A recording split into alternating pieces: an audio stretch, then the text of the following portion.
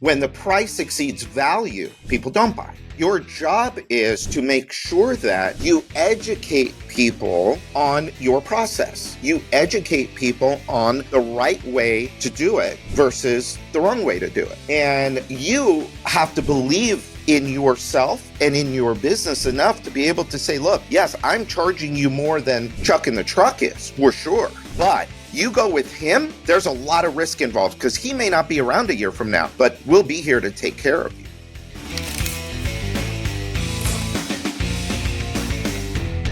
All right. Hi. Welcome to another episode of the Build to Win podcast, where we discuss tools and tech for the smart contractor. I'm your co-host, Jonathan Weinberg, founder and CEO of Builder Prime. I'm here as always with my co-host, John Kolbaska, owner and visionary of Windows and Doors by the Men with Tools. And today we have a very special guest that we are super excited to speak with, Brian Kaskavalciyan of the Wealthy Contractor and Profit Masters. Brian, welcome. Thanks for having me, guys. So exciting to be here. Two of my favorite people, John and Jonathan. John and Jonathan, yes. Yeah, we have a I'm John and I'm John too thing going. So not many people will get that, but the John and John show. Yeah. Hilarious. So Brian, just to give the audience a little bit of a background on yourself and your experience, can you just give a little bit of an overview and tell us your background here? And do you want the quick down and dirty? Do you want the 18-minute version or do you want the in-between version? Mm-hmm. Yeah, maybe. You don't want that. Trust me, you don't want the 18-minute version. Maybe not the 18-minute. Yeah. Well, I'll go back to how I got introduced to this home improvement field. So when I was in school, I started to work for at the time, a friend of mine's family was in the kitchen and bath and remodeling business. And I ended up at 21 years old, going and being a full-time designer was what my title was, but really what I was a commissioned salesperson selling high-end kitchens and bathrooms. I was telling somebody the other day, get this, guys, 1989, I'm 21 years old. I don't know nothing. I had worked in a restaurant for 5 years. And so I start to do this, high-end kitchen and bath thing. I didn't know nothing about sales, nothing. Okay. So I go into this 1989. I'm selling kitchens and bathrooms at like $40,000, $50,000, $60,000, $100,000. I can't imagine how these people that were my age that I am today, sitting down with this 21-year-old that knew nothing and is spending 60 grand with them on a bathroom. But that's how I started. And I did that for a few years. And that kind of introduced me to the trades. And then when I finally got out of school, so I would do that during the day. And then at night, I would go to school. I'd leave around 5:30, and then I would go and do my classes. Horrible student. I even dropped out at one point thinking, I don't need this. And I'm like, crap. I went back and I got the piece of paper. But it took me another like 3 or 4 years while I'm doing that full time and then going to school at night. When I graduated, I wanted to open, I don't know if Kolbaska, I don't know if I've ever told you this, but I was actually thinking about opening a chicken restaurant.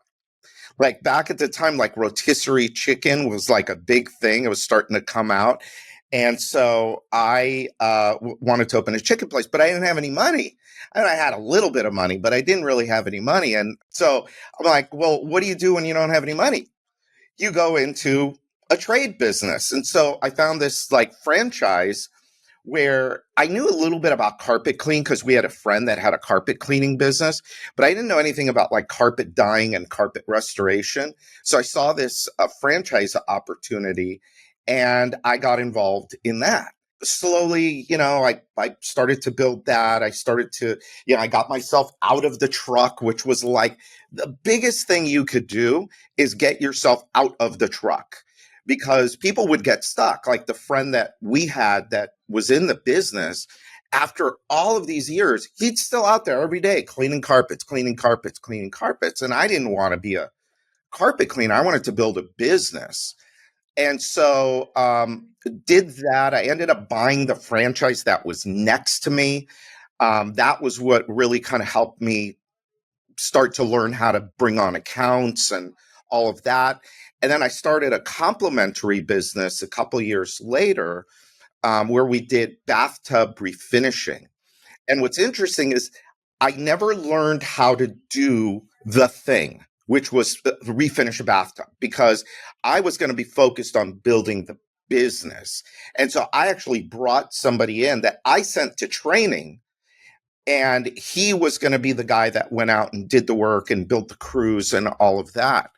And so I built that business up. That business actually did really, really well. We eventually transitioned into residential, and that's where I started to learn about step selling and selling in the house. That's a whole funny story. Guy with the toupee came in and, is holding up my ad and says, I can sell this. I can sell this. He was selling refacing for Sears. And I just was like, who is this weird guy? Home improvement sales guy. And I didn't trust him. So I gave him all my shit leads. Well, guess what? He's bringing back orders. He's bringing back orders on my shit leads. And my guy that's getting the good leads can't sell anything. So I built that business up. I actually sold that business and made money. I sold that business back in the day. I sold that business. I never really talk about it too much, but it was like all the money in the world for $400,000. Yeah. And that was like, wow, my God. And how old were you? What? It was not like 1999. So it's like 31. So you're rich. $400,000 at 31. Well, you're like, I made a lot of money. I made money. Yeah. I wouldn't say I was rich, because my goal at that time was to be a millionaire by 30. Oh. I wasn't even close. And then that business, so I got into the handyman business of all businesses. I got into the handyman business, ended up building that up. We became one of the largest companies in the country through franchising. And then I lost everything because I focused on the wrong things. I went into huge amounts of debt, which is stupid, and went into debt, and the whole thing collapsed around me. Broke bankrupt, lost my house, lost everything. I'm 40 years old. And I had this idea for a marketing business because I was always really, really good at the marketing. And so I convinced my partner, Addie, that, hey, give me one more shot. I got this idea. I think we can do something with it. And so we started G4 Marketing. And, we were out there for years and speaking and sharing the stories and, telling people, hey, you got to take care of your customer. You got to take care of your customer. And back then, it was not nobody wanted to spend money on their customers. I mean, still people kind of don't want to now, but they get that they have to, because repeat, referral, reviews are such a big part of life today in any successful business. Well, back in 2009 and 2010, that it wasn't talked about as much. And so we grew that, met great people like Kolbaska, just amazing people. And we got to go behind the scenes. And I was so curious about what would make somebody, a Brian Elias, let's say, 1-800-Hanson's, growing a 60, 70, $80 million company, and what was keeping other people stuck.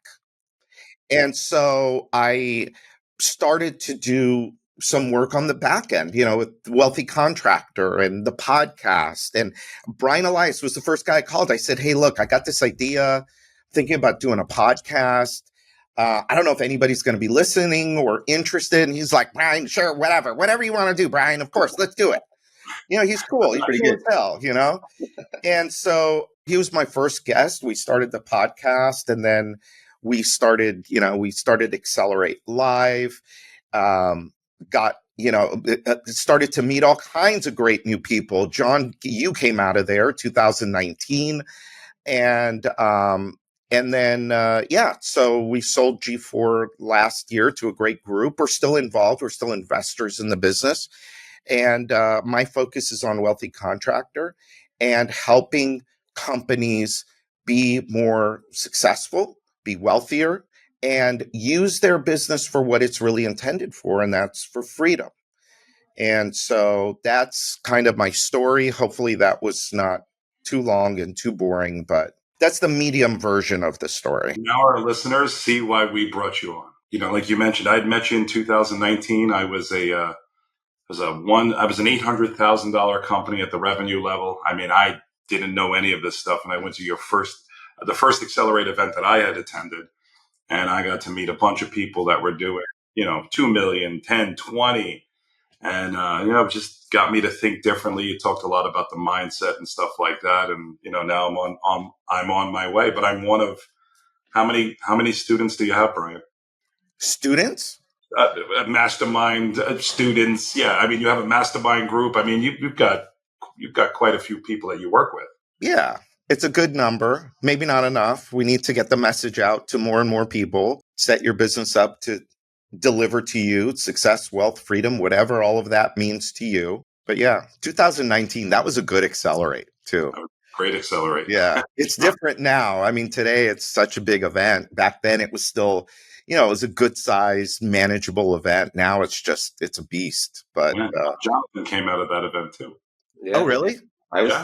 John and I were there together. Yeah. I was there with Men with Tools, and that's when I was working for John and his company. And we went together, and it was, transformative.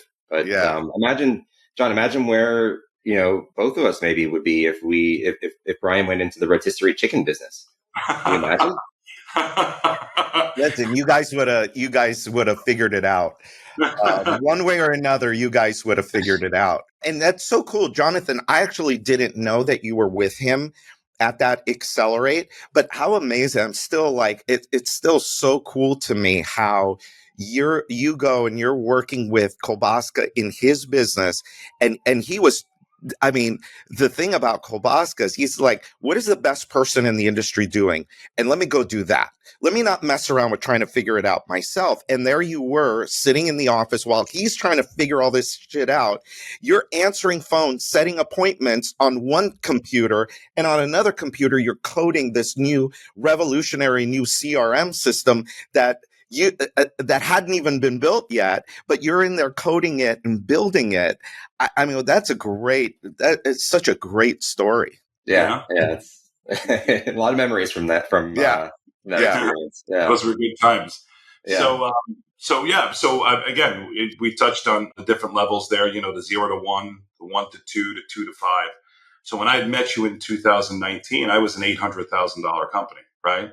I was stuck in that first level. I attended the event. I started to follow you, listen to your podcast. I learned a lot of the secrets, right, to get me from 800,000 to 1.9 the very next year. And then the year after that, 1.9 to 5. So we'd like to talk about those levels, right? Because that involved me thinking differently, strategically adding key employees, right? Adjusting my profit model. So let's go into that. Let's start at that, the company that's bootstrapping day one up to 1 million. What does that typically look like, Brian, as far as from an org chart? we know what it is. Me. That's what the org chart looks like. Mm-hmm. Yep. And, as far as the mindset, what is a typical owner there? Well, I think at that point, it's funny enough, I think it's excitement and it's survival at the same time. I'm so excited. I'm finally in business for myself. And then it's like, oh crap, I gotta make sales so I could pay for stuff and I could, maybe grow this business. And it's a place where people get stuck the most, is because, as you know, at that, million to about 1.3 million to 1.5 million is kind of the cap. And what happens is people get stuck selling, or they get stuck installing. Now, with the people that we're mostly around, it's selling.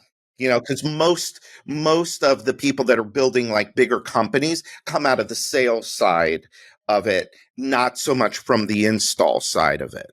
And so they get stuck in that thing that they know best, and they're so good at it because they do it by instinct, and it's just built into them. But the problem is now, how do I go teach somebody else how to do that? And as good as anybody, you can't teach me to sell the way you do. And I can't teach you to sell the way that I do. And that's where a system comes in. That's where a methodology comes in. And that's where you've got to be disciplined enough to say, okay, yes, I know that I've got my own method, but I know that I can't scale my method. And so I've got to go and either develop a method I can sell, which was the way it was.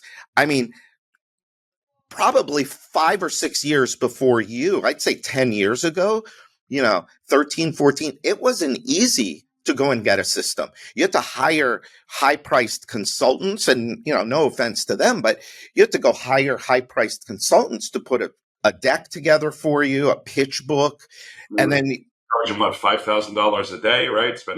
Charge you thousands of dollars a day, and come in, and we're going to do this and we're going to do that. But the tough part is getting the owner to realize you got to stop selling. Because you can only sell so much. You can only sell so much. That's why that limit is like 1.3 to 1.5, because now that's a full-time job. Well, how do you have a full-time job running leads and then another full-time job being an owner of a company? It's just too difficult to do. And that's why owners, they get stuck, they get trapped by their business, because it's like, oh my God, I'm for 15 minutes, I'm running this, I'm wearing this hat. And then, oh man, I got to go sell this lead because I got to make payroll on Friday. Now I got to switch and I got to become salesperson. And then after I run that lead, now I got to go back to putting out fires. It's a chaotic mess. You can make a decent living, but you're trapped. There's no vacation. There's no days off, because we start every day in this business at zero. So you don't sell something today, you ain't eating 2 months from now. This is true. So it's a trap. You get into the business wanting all these freedoms, and then you quickly build something around you where you have none of it. Isn't that incredible? But that's what the business will do if you allow it to. If you allow it to, it will take over your life. And unfortunately, too many people allow that to happen. So what does this start with? How does an owner that's stuck at this level change? You got to change what you think and believe first. I always start there. Is it a decision? Yeah. You got to think about, what is it that I want? What do I want to get out of this thing? And it's like people forget why they went into business. They're in business 5 years, 10 years, 20 years, and they forget why they went into business in the first place. And so if you went into business because you wanted to make money, because you didn't want to rely on somebody else, because you didn't want somebody to control your time and what you do, you got to go back and you got to remember that. And then, you got to make a decision and say, okay, hey, wait a minute. I started this because I wanted to live my life a certain way. And so what does that look like to you? Where do you want to live? How do you want to live? What kind of cars do you want to drive? What do you want to do for fun? Do you want to collect Mustangs? Do you want to go travel to Europe, for months at a time? Everybody's different. Everybody's got a different thing, but what is it that you want? And then from that foundation, now you got to build the business to serve those needs. What do you think, Brian, is the mindset of that person that's first starting out that's limiting them? Is it, are they thinking, oh, I'm just going to go out and I've done this for another company. I'm just going to go out and, do it for myself and everything's going to flow. Is there a little bit of ignorance in terms of how things work and what it takes, and not ignorance, but maybe naivete, in terms of, what it takes to do it? Or what type of mindset shift do you think, these people that are going out into business for themselves in this industry, what do they need to change about their mindset to be able to have the right the right start from the beginning and hit the ground running.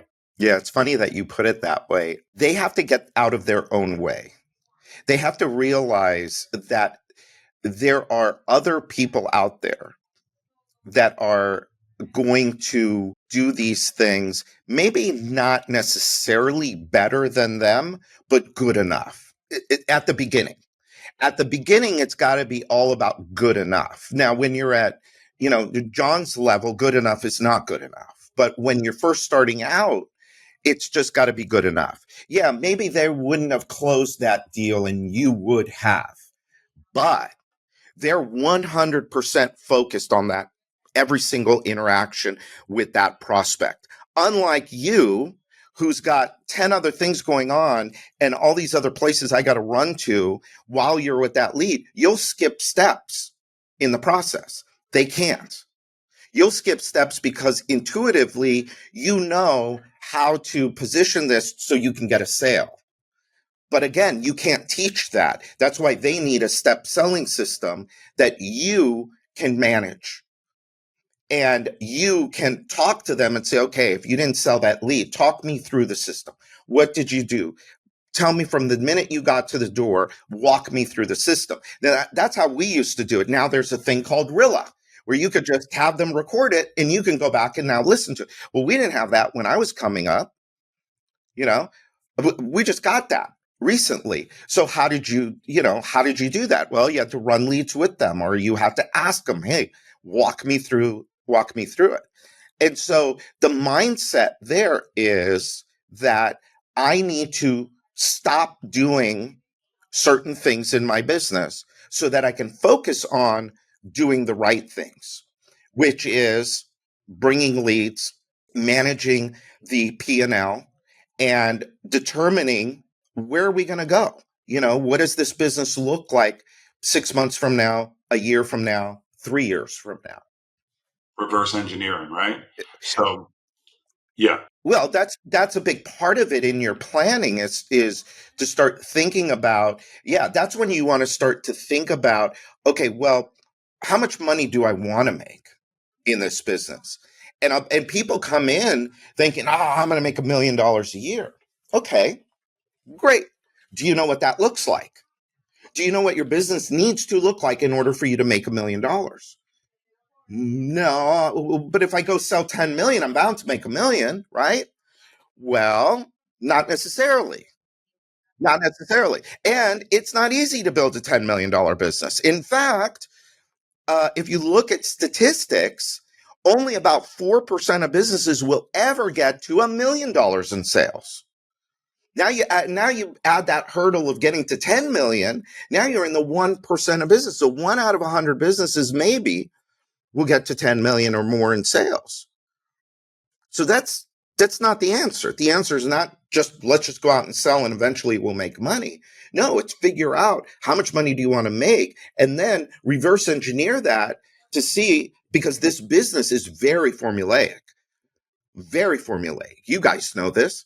Mm-hmm. There's a formula to this business. It's like Mark Curry says, right? It's not rocket science. It's not rocket science, right? Rocket scientist. Yeah. It's hilarious. Now, it's not easy to pull off. It's simple, but it's not easy to pull off. But you got to be, it's like, why are you doing this? Why do you want to make $1 million a year? And when we say make $1 million, why do you want to make 500,000? Why do you want to make 500,000? It doesn't matter. I don't care what the number is. As long as somebody's got a number and they can tell me, okay, this is what it's going to do for my life. Great. We'll go build a business around that. But why the number, right? Just don't pick a number. That's right. Why? No, I want to know what you're going to do with the money and how that's going to impact your life. Mm-hmm. Yes. So, Brian, how do you like to tell people in terms of thinking about profit, right? Because I know that's a huge part of it. You said make $1 million, right? That make $1 million means profit. It doesn't mean $1 million in sales. And if you make $2 million in sales, you're not going to necessarily take $1 million out in profit. That's not going to happen. So how do you like to think about profit, and when do you start thinking about that? That's the question. Yeah. When do you start, Brian, thinking about profitability? Day one. There you go. You want to hear a funny story? So last year at this event that we were just at, Top 500, I'm on one of the panels And there are these guys in the audience. I don't want to say too much about them, but at the time, I think they were at about 12 to 15 million in revenue. And they ask a question that's basically, when can we start making money? God, I wish I could remember. I got to go back to the tape because it was such a good question. It was like, we're growing our business pretty, we're scaling our business. We're growing it fast. When do we start to focus on profitability? When do we start thinking about profitability? So basically what the question was we're not making any money right now. We're sacrificing making money for growth. We're scaling. We're scaling. We're not making any money, but we're scaling. Okay. Yeah. And I grabbed the microphone and their question was, how long? And my answer to them was 15 minutes. 15 minutes. 14 minutes is for you to go through all of the mental gymnastics that you're going to have to go through to unwind all that bullshit that's going on in your head about how you can't make money while you're growing your business. Okay. So I'll give you 14 minutes to go through that. And I'll give you 1 minute to make the decision that we're not going to grow anymore until we're making money. We start making money. 3 days ago, they come up to me and we start talking, and guess where they're at now? They're at 18% net in 1 year. And they're going to do 20 million in sales. There you go. Because they're focused on profitability, because they got rid of the stupid mindset of we're going to give up profitability for growth. We're going to dump it all back. Who says you have to give up profitability for growth? Who told you that? I was there with you last year, Top 5. Yes, you were there. You were in the room when that happened. I remember the question. Yeah. It's a bathroom company, right? Yeah. Let's not go. Yeah. But yeah, I remember. Yes. But I was so happy for these guys. You know what our conversation was? We talked for like 20 minutes. You know what our conversation this time was? All right, guys, now you got to learn how to be rich. Because you're going to bring in $3 million. Now there's a group of them that are going to split that up. And so, but still, that's a lot of money to distribute to partners. So they were able to scale. And they were able to grow, but but now they're actually making money as they're growing. Yeah. It's like, why? Why do you want to go to $10 million and go through all of the risk and the liability and the headaches and the hassles and the stress and the anxiety and all of that and not make money? Why do you think it is companies, especially when they're starting out, Brian, and you gave an example of a $12 million company, why do you think they believe that they shouldn't make money up until a certain point? Like, what is that in the mindset? I had thought that way for a long time. I mean, when I was sitting there, I was $800,000 company.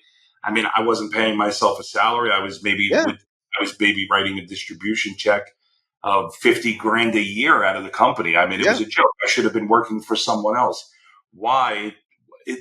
Because people, because all of us, my story about wanting to be a millionaire by the time I was 30. What I didn't focus on was, how do I become the person that's a millionaire at 30? Instead, I thought, well, if I just get good at business, the millionaire thing will solve itself. That wasn't true. That, at least not in my experience, it wasn't. Now, for some people, it's true, but it's a very small percentage. The majority of us have money issues. Our parents were not millionaires. In fact, our parents not only were not millionaires, they had pretty bad thinking around people with money. My mentor, Dan Kennedy, says, well, what did you hear growing up at the top of the stairs? What did your parents talk about? Did they talk about abundance or did they talk about lack? Did they talk about how amazing life is and how they're dreaming about doing this and they're doing that and here's our plan and here's how we're going to get there? Or were they talking about, oh shit, how are we going to pay this bill? And all these, how are we going to get these kids to college? And how are we going to do this? And how are we going to do that? You got to focus on yourself. The only way, like with these guys, it was so funny. Like it's not funny, but it's for lack of a better word, but it's like, guys, one of them's 40 years old. They are super smart guys. Super smart. Yeah, super smart. Super smart, super nice, good, decent people, which is most of the people in this industry, by the way, which is why it just infuriates me when I hear people say stuff like that, because it's like, why don't you believe in yourself enough? Why don't you feel you deserve to make that kind of money? Why don't you feel like you're worth it? And that is a huge part of it, John, is that feeling of deserving it, of being worthy of it. It's always like, well, but when I get there, then I'll deserve it. But what about the 300 customers that you took care of this year, that most all of them left you a great review, said that working with your company was an awesome experience?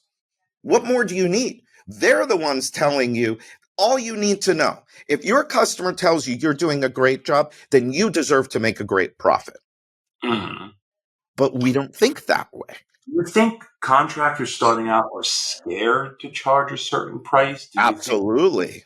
They'll price themselves out of and I'm going to use it in quotes, the market, right? Yeah. Like, absolutely. I mean, look. A standard price, right, that everybody has to charge.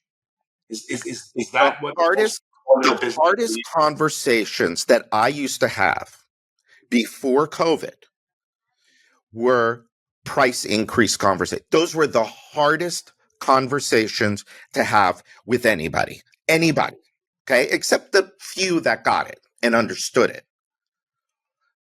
Since COVID, now it's the whole deserving and worthy thing.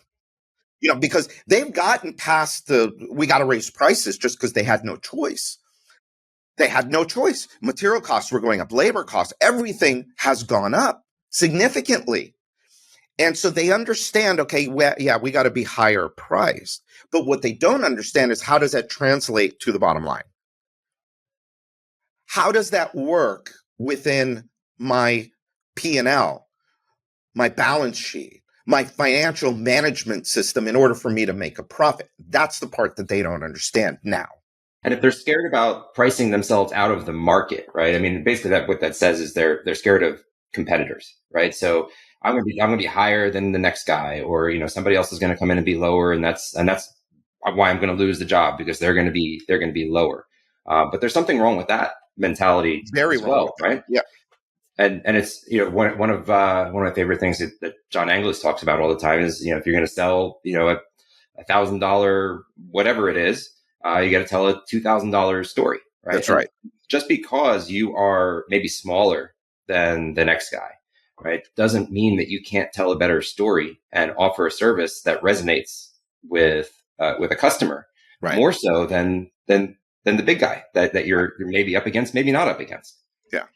Yeah. Anglis says when the value exceeds the price, people buy. That's it. Yeah. When the price exceeds value, people don't buy. And so your job is to make sure that you educate people on your process. You educate people on the right way to do it versus the wrong way to do it. And you have to believe in yourself and in your business enough to be able to say, look, yes, I'm charging you more than Chuck in the truck is, for sure. But you go with him, there's a lot of risk involved, because he may not be around a year from now, but we'll be here. We'll be here to take care of you. Yeah. I talk to my sales reps about that all the time. When value exceeds price, you have a sale. But we've added a word, we call it perceived value, right? Because you're selling, right? You can believe in it, but you have to transfer that value to the customer, right? Yeah, so it's absolutely right. Yep. The way you present. So how does the customer perceive what you're demonstrating? It's perceived value. So we've broken it down a little further, and it's really successful. But again, there's I think what most contractors don't know, and maybe some even larger contractors, especially the smaller ones, is there is no market rate, right? Your pricing needs to be based on your expenses, right? And what you're based around a profit model, right? Of what you want to net after you add up all of your expenses, material, labor, commission, marketing, and all your fixed stuff, and something left over. And you can put 1,000 companies in a room, and no one company is going to have the same expenses, right? So there is no standard pricing or market, correct? That's right. Yeah, it's absolutely right. I mean, look, it's so funny. There's this company out there, big company called Power Home Remodeling, right? So you use them as an example. You talk to roofers. How much do you charge? Oh, we're 400 a square. 400 a square. Are you making any money? You already know they're not making any money. But they're like, oh, I can't charge any more than that. I go, have you heard of a company called Power Home Remodeling? Yeah. You know how much they charge for a roof? Now, I don't know what it is today, but it was over 1,000 a square. Over 1,000 a square. I heard it's 12 to 1,400. Yeah, 12 to 1,400. Okay. Mhm. So you're telling me that company, who, by the way, is going to do $2 billion this year, you're telling me that prices are too high when you got a company that's doing $2 billion is charging 3 times what you are, and that your price is too high? No, your thinking is what the problem is. What you believe is what the problem is.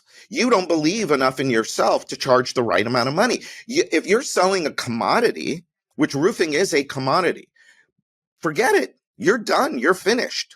But if you're selling, I have a roofing system, I have a great warranty, I have great people, we're going to show up on time, we're going to be clean, we're going to leave your house better than when we found it. There aren't going to be nails in your front yard, so when your 2-year-old is out running around in the yard, they're going to step on a nail. If you're not presenting every little thing that you show them, like perceived value is, oh, these people thought about my 2-year-old. They're not going to leave any nails out there. In fact, they've got this lawnmower looking thing that's a magnet that they're going to run my whole backyard around, and they're going to make sure they pick up every little extra piece of metal. And now here's the thing, and sorry to cut you off, and I'll just say this part, is that a lot of companies use that thing. They use that thing, but they don't tell anybody they use it. You just said what I was going to ask. Yes. Yeah. And so they just think, well, everybody does it like this. Maybe, maybe not. But as part of you're going to go out there, you're going to look at the thing, you're going to give them a quote, you're going to put it in their mailbox, or you're going to email it to them, And of course, if you're emailing it to them, they're just going to go on lowest price, because all you're doing is just saying, hey, we're going to replace your roof. Here, $12,000.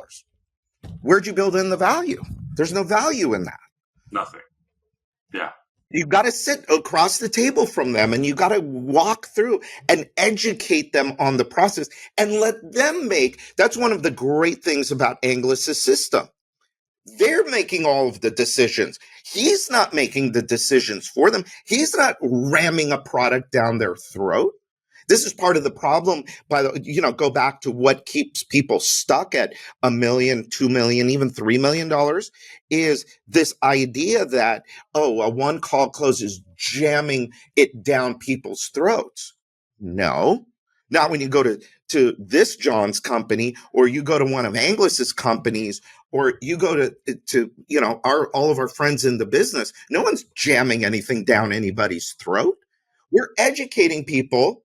We're telling them, you have this option, you have this option. Which do you think is better for you? Let me go through all of the benefits and the features of each one. You tell me which one is better. Great. Okay, I want this one. I want this. I want this. Do you want us to do the lawnmower with the magnet on it? Yeah, okay, great. Yeah. We can charge less if we don't. Yeah. We'll take that out. Yeah. Yeah, and it's like you said, most of those companies charging $400 a square, they're already doing a bunch of those things, right? They're just not telling the customer. Yeah. They're showing up, writing an estimate on an envelope, emailing it, throwing it, and they're walking away. Right? And it's like I said, like you said, it's if that's all you're going to do, then what other Yeah. what other Do you criteria is know? there? Do you know the Schlitz beer story? The what? Oh, Schlitz Schlitz beer. Schlitz beer.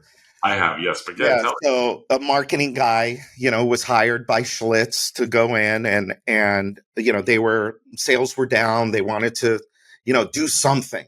And so the marketer goes and says, walk me through your process. They walk through the entire factory. They go through the whole process.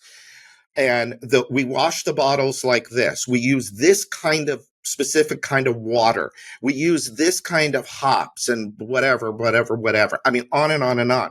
And the guy looks at the guy at Schlitz and he goes, how come you're not telling this story? And he says, well, because everybody does it this way. And the guy goes, yeah, but nobody talks about it. So they implemented that. They used that in their marketing and Schlitz went to number one. Why? Did the product didn't change. The story changed. The story changed, right? Yeah. So the profit model at the very beginning, right? Building in establishing a proper profit model, right? With a dropping, what do you say, minimum 15 to 20%? That's our ideal. Yeah. That's what we help people do, is get to that 15, 20%. Mm-hmm. Now, how does that change as the company grows, right? So like that 0 to 1, like you said, the org chart is me. But to get typically that 1 to 2 million, you got to start hiring maybe one key employee or some staff, right? So as you're bringing on employees or a salesperson, right? Or on the fixed expense side, what needs to happen with that profit model? Do you need to account for those? Well, what's going to be the determining factors in how you pay for all of that stuff is your gross margin. So if you have enough gross margin, you can pay for the marketing that you need, the new overhead that you need. And so as that changes over time, so as we spend more on marketing and we spend more on people and overheads, what needs to happen? We need more gross margin. And so whereas when you were $1 million company, maybe you could do it on a 40% gross margin. You're not going to be able to do that at 5 million. Definitely not going to be able to do it at 10 million. And so your price has to go up. And when you understand how all of those things affect each other through a profit model, properly structured, properly, where the accounting methods are done properly. It's crazy in this industry. We're not like other industries. And yet 75% of people are on cash-based accounting. You can't do cash-based accounting in this business and get any accurate data. Now, if you want accurate data, you have to do accrual accounting. And yet people don't understand this. And it's not their fault. Nobody taught them. I asked it at the top 500 the other day. There's, 200 people in the room. How many people were taught how to make money in this business? Raise hands. Like one hand went up out of 200 people. Nobody teaches anybody how to make money in this business. And so you have to, as the business owner, you got to go figure that out. Now, there are tools now and that weren't available before, like what me and Mark provide. But you could still, even without me and without Mark, you could go to a John Kolbaska, you can go to a John English, you can go to a whole bunch of people and you can say, hey, can I look at your P&L? Charlie Gandell, the very first time I met Charlie Gandell, showed me his whole P&L. Here's how I budget. Here's how I forecast. Here it is, month by month by month, what this year looks like, and here's our net profit. I mean, it's planned for from the beginning. So there are people out there that are doing it right. And the problem is what happens with a lot of people is they get so enamored with sales that they don't even ask about profitability. And so there was somebody years ago, I'll never forget this, at Top 500, goes up on stage. This is pretty common, but goes up on stage and talks about the hockey stick. We went from a few million, whatever it was, in revenue to $150 million. Well, everybody corners this guy out in the hallway. Everybody's like, it turns out that his office was visited by God knows how many people after that event. And yet nobody thought to ask, well, tell me how much money you made on that 150 million. What I didn't know until years later was that they actually lost $13 million on that 150. So so people are so enamored with the sales, the top line, that they don't even think about, well, they must be making money, so they must know what they're talking about. No, they don't. Ask them. They'll tell you. They were out of business, right? No, they sold. They sold. They found somebody to buy them, or they found somebody to buy them. Yeah. They used to tell you all the time, right?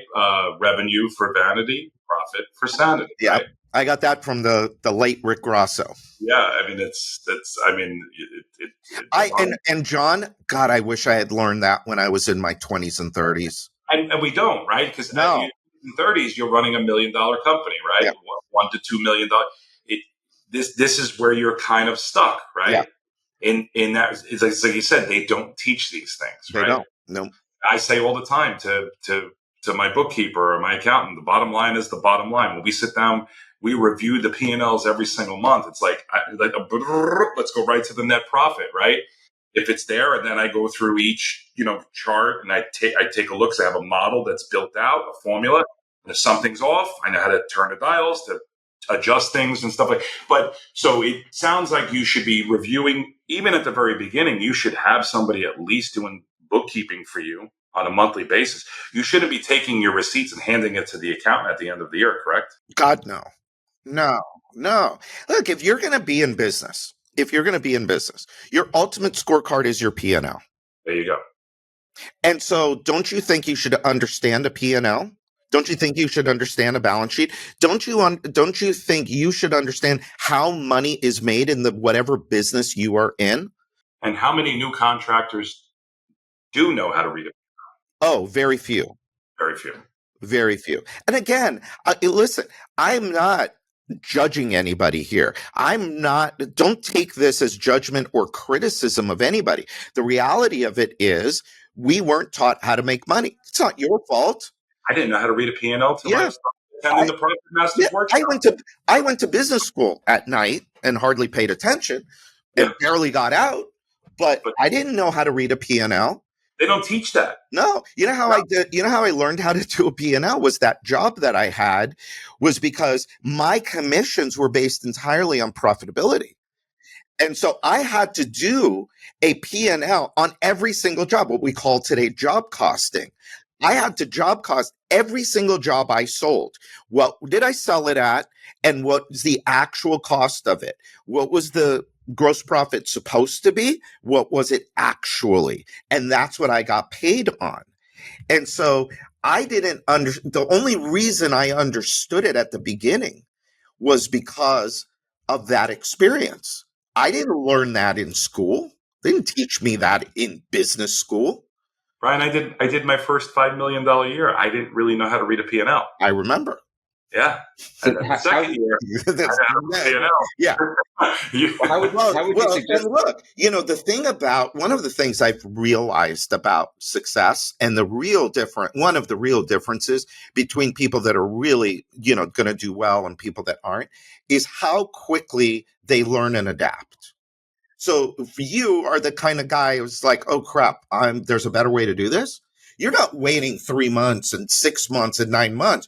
You're within hours. You've made the change. I knew what a gross profit margin was. I knew what variable and fixed expenses were and what the net profit was, but I didn't know how to. Build out that model, right? Like I knew because you had said so. 15 to 20%. I created that number, but I didn't realize how all the numbers above that and how I could make little changes and monitor that on a monthly basis. So I wasn't monitoring it. Like even at 5 million, like these guys that are starting out, they take all their receipts, give the bank statements to the accountant, say, here it is. Oh, what do you mean? I owe money? I made money? John, it's shocking. Yeah. We do surveys before we do the profit workshop, and we've had hundreds of contractors go through that now. And we ask, one of the questions we ask is, do you get a P&L by the 10th of each month for review? And only about half of the people get a P&L. And then another, I forgot what the exact number was, but like another 30 or 40% only get it sometimes. Only about 10% get a P&L every single month. And of that 10%, I'm thinking if they're getting a P&L, probably, maybe 80% of them understand what they're looking at, maybe 20%. I'm not sure what the exact number is there, but it's not a high number. It's not a high number that understand what they're looking at and the different levers to pull. So if I've budgeted 15% for marketing and I'm coming in at 18%, well, that 3 points went directly to my bottom line. I'm doing $5 million. That's $150,000. That's gone. That I just lost. Well, when you understand your model, now you understand, okay, what are the levers? What do I need to focus on next month? So if you saw something that's off by 3 points on your P&L this month, next month, that ain't going to be off by 3 points, because that's where you're going to go in and you're going to focus on. That's how now you're going to spend your time, and you're going to go figure out, how do I get that 3 points back? Mm-hmm. Alarm bells are going off. Ooh. Exactly. For the people that aren't paying attention or are not receiving a P&L monthly, getting it sometimes maybe 3-4 times a year or none at all, or till the end of the year, they're off 3 points, 4 points this month, next month 6 points. They say, I want to make 20, but come to the end of the year, why did I only make 6%? Yeah. Why did I make 2? Why didn't I make anything? Why didn't I make anything? Yeah. How did I lose money, right? So even at the very beginning, it sounds like what you're saying is they should know how to read a P&L, right? Absolutely. A balance sheet, they should be looking at it monthly, correct? Absolutely. Yeah. And then they should be the ultimate scorecard. The ultimate scorecard. It will tell you how good a business you have and how good a business owner you are. Mm. So, John, how did you learn to read a P&L? Well, reading, listening to podcasts. I didn't go to a course or a university or study anything in accounting. It was just information that I had picked up. And ultimately, 4 years ago, I attended Brian's Profit Masters workshop with Mark Curry. And they did a deep dive into each section, how to lay out your chart of accounts, how to build a profit model, how to reverse engineer the P&L, basically, right? And it took 4 years to finally really understand. First year I went in, I knew how to do the P&L. Pretty good, right? Second year, I started to understand the balance sheet because I'm what they call a slow learner, right, Brian? Me too. It's taken a long time, but now I look at that P&L monthly and I can go right into, any line in there and go, oh, that's not right. What are we going to do to fix that, right? So we're planning, right? So I don't come to the end of the year and go, why didn't I make 20%? That's the goal, right? How did I make 11? I know if I lost 9 points, I knew about it beforehand. And you bet your ass I worked like hell to try and correct it. So talk to Brian, learn how to build and read that P&L. Make sure you're getting it every month from your accountant and reviewing that every month. That sounds like that's the key there. The key. Yeah. From a profitability standpoint. But, and again, as you're growing, right, Brian? So you mentioned, right? If you're reviewing that every single month, you'll start to see the expenses add up, right? If you're bringing on new staff, correct, you'll start to see that in the P&L, right? Which will then force you to raise your price, which will raise your gross. And look, even like Mark Curry, who the reason I went to Mark Curry 4 years ago was because here's a guy that can actually explain it, that can actually show people this is how you do it. And he has a system. Now, we took that system now and we offer it through the Profit Masters, where we'll go in and we'll do it for people. But the majority of people, they have to deal with a bookkeeper, they have to deal with an accountant. And you can give up a few points to your bottom line if you're in massive growth mode. Even a guy like Mark, next year, they're adding a new product and they're going to grow pretty dramatically next year. Well, he's willing to give up 2 or 3 points. Mhm. He's not giving up his profit, all of his profit. He'll give up 2 or 3 points to fuel that growth. But he's planned for it. But it's planned. Exactly. It's planned month by month, quarter by quarter for the entire year. It is planned out. He calls it a FinOp plan, financial operations plan. And so once you understand, okay, if I add this much marketing and I add this much overhead, here's the impact that that's going to make to my bottom line without a change in gross margin, without a change in gross margin percentage, because my marketing percentage is going to go up as it relates to sales, and so is my overhead. But if I don't adjust my gross margin, meaning give me more gross margin so I can afford that stuff so it doesn't hit the bottom line, now you're getting it. Now you're understand how all of these things relate to each other and how they affect each other. Yes. Yeah.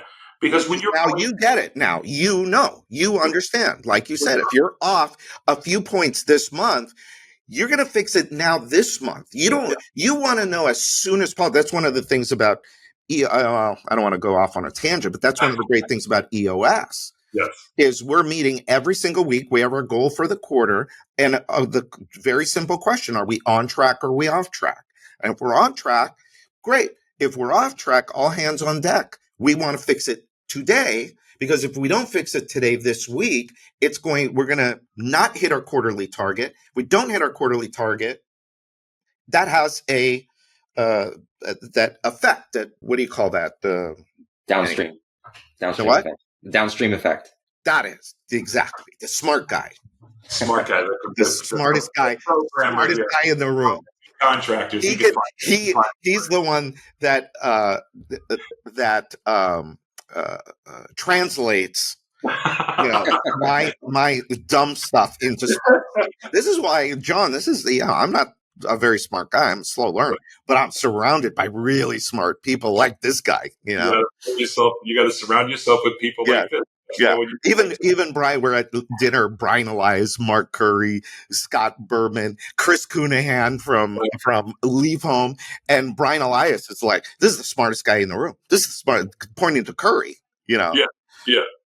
All the home improvement legends there. That's but that says a lot about a guy like Brian Elias. This is another thing about really, really smart and successful people. They know who the other smart people are, and so.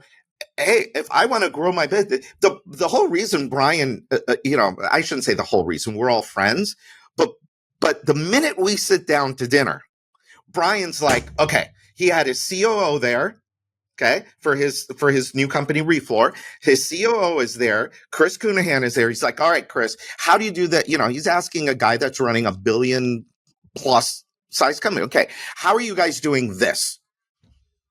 How are you guys doing that? Brian even got Brian sitting next to Chris, and Steve, who's his CEO, is sitting over here.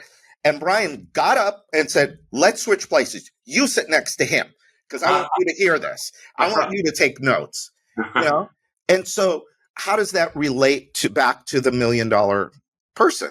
Well, you surround yourself with these people, with smart people, and you go to great events like Top 500 or like Accelerate that's coming up in February. You go to these great events and you surround yourself with other people. It's shocking to me how many people sit home knowing that there's a great event going on with other home improvement companies, all talking about how do we get better.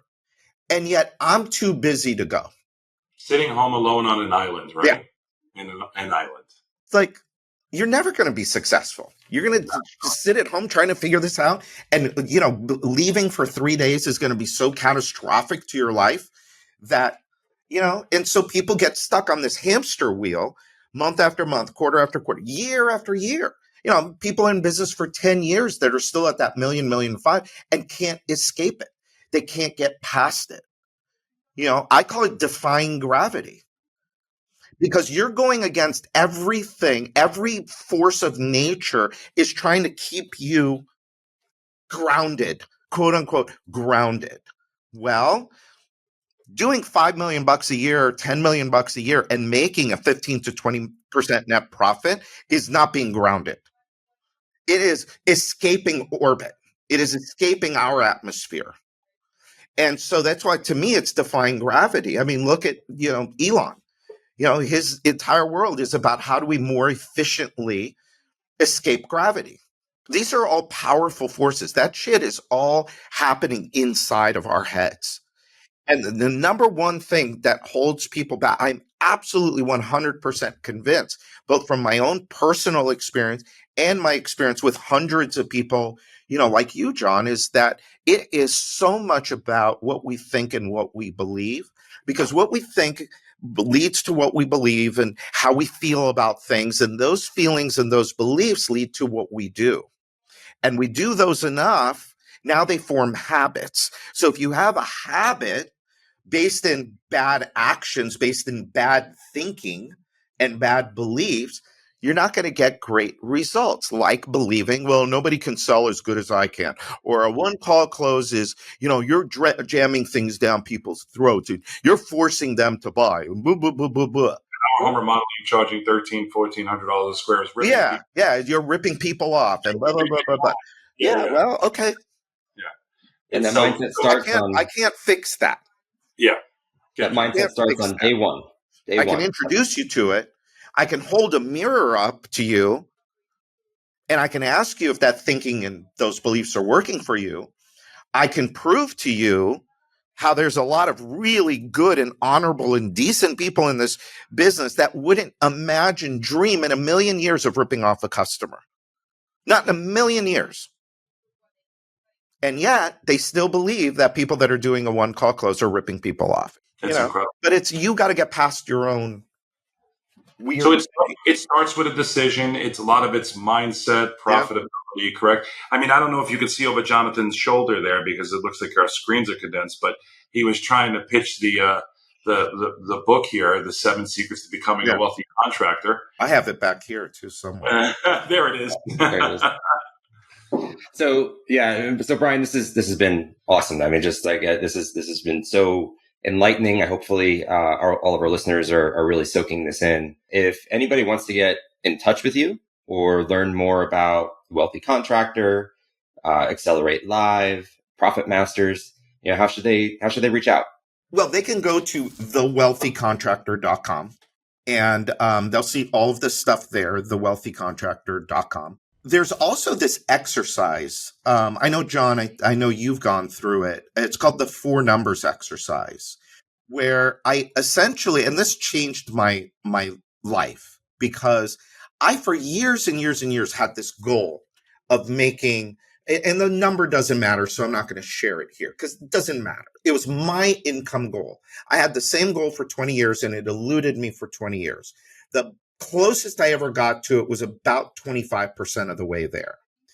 Well, I'm 46 years old. I said, enough is enough. I'm done. I'm going to make this happen. Come hell or high water, I'm going to take everything I've ever learned and I am going to make this happen. And so I started to work on myself, and I started to convince myself that money was, I earned it, and that it was on its way to me. And part of what I did was I figured out why. Why did I want to make that particular number? So I, quote unquote, spent the money. And I broke it up into 4 buckets: lifestyle, future wealth, giving, and taxes and liabilities. And I did an exercise. And I didn't even realize what I was really doing. I was just trying to say, okay, how am I going to spend this money? And so it took me 18 months to quadruple my income. And I think it was almost entirely based on making a decision that enough is enough. I'm going to make this happen. And what's funny is I didn't even focus on the business. I focused on myself. On becoming a person that earns that much money. And so I call this exercise now, I got a really fancy name for it. You ready? There you go. The 4 numbers exercise. Okay? Because you take these 4 numbers and you add them up and you got one number. And so if anybody's interested in that, I would love to offer that. Because I think that could be and you get the worksheets. I don't charge you anything. And I walk you through the exercise and kind of the thinking that goes with it. So if you want that, you go to thewealthycontractor.com/4 numbers. Simple. Four numbers. And we'll include the link in the in the description Cool. to that. Yeah. And your website and stuff like that. Yeah. Yeah. I would really love for people to start to think about what is my version of my best life? And then how do I use the business to make that happen? Because the business is a tool, it's a vehicle. And look, you got no better example than the guy on this call, John, who's I've watched over the last 5 years, just the way you've grown. Not just, I don't even look, the business is great. I think you run a hell of a business, but you just, take what you learn and you go implement it. And yeah, you tweak and you make certain things better. But what I'm really the most impressed with is what you've done to yourself, how you've become this person now. And that's really exciting because now you're using the business for what it was really intended for you to go have fun, for you to buy these cars and for you to just travel and get to do the things that you want to do with your life. And that's to me is like, this is where I think people really need to get focused on what do I really want from my life and not get so hung up on the business being like this thing that is, I got to do this and I got to do that. And no, just for the listeners, use so it for. they understand.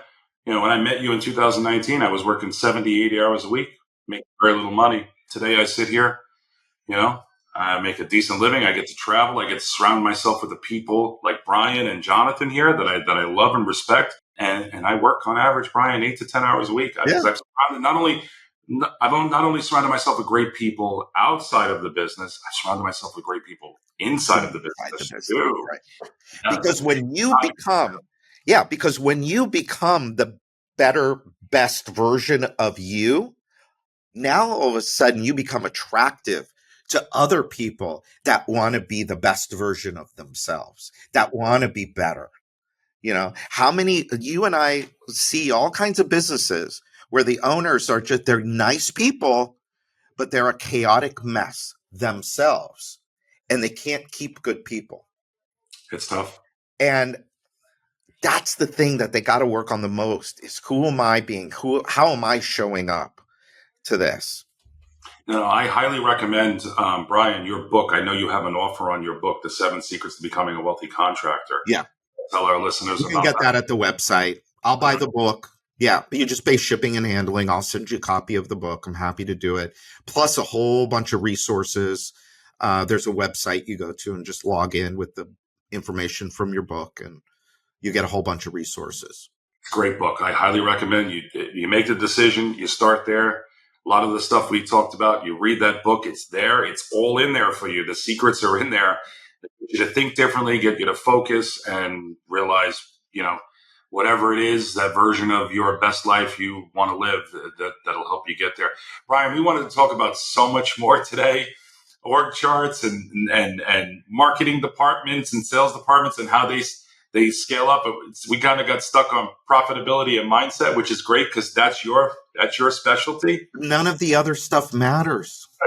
You're right. If you're not making money, none of the other stuff matters. If you don't have the right frame of mind, if you don't believe in yourself enough, none of the other stuff is going to matter. So, I'm happy to. Look, this is fun. I love hanging out with you guys. So if you ever want to do it again, I'm happy to do it. That's an excellent way to leave it off there. Brian, that capped the whole episode perfectly. But Brian, you've had me on a few of your podcasts, so I'm going to ask you back in the future. We'll go more into depth. We'll probably talk about profitability and mindset again, more in depth. Jonathan, do you want to add anything? No, this has been amazing. This was just this is amazing to listen to. And I love the mindset. I think maybe back in the day, I was a little bit more skeptical and like, okay, it's mindset.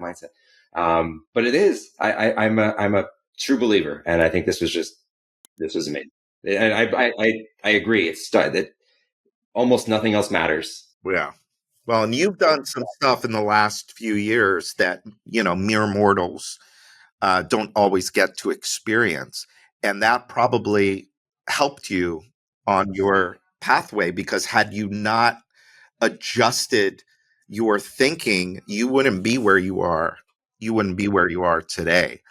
And so I'm glad you see that, because I think that I think both of you guys have a great message.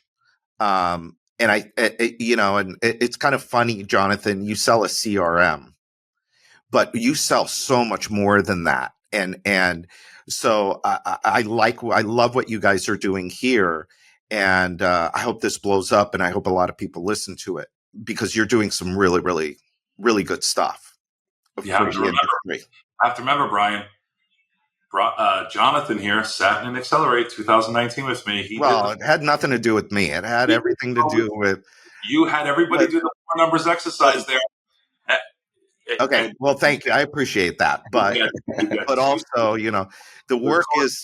Two students here that listened to you, followed your path, and have become successful. And that's why we have you as our first guest on this episode. Well, thank you. I appreciate that. Other people get the message, and obviously go to Brian's website at thewealthycontractor.com. Like I said, everybody, thank you for hanging out with us today for the Build to Win podcast. Jonathan and Brian, thank you. Thank you, guys. Thank you. See you next time.